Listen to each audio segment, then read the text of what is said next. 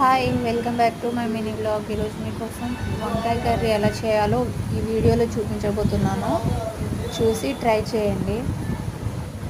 ముందుగా ఫ్రెష్గా ఉన్న వంకాయలు తీసుకొని కట్ చేసుకోండి. ఈ వీడియోలో చూపిస్తున్నట్టుగా పురుగులు ఉంటాయి, చూసి కట్ చేసుకోండి.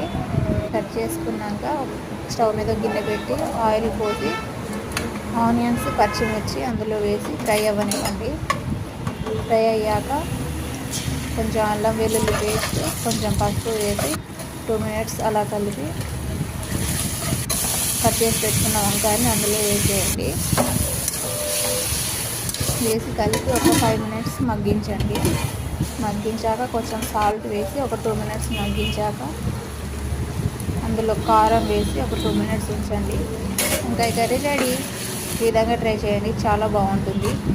వీడియో నచ్చితే లైక్ చేయండి, షేర్ చేయండి, సబ్స్క్రైబ్ చేసుకోండి.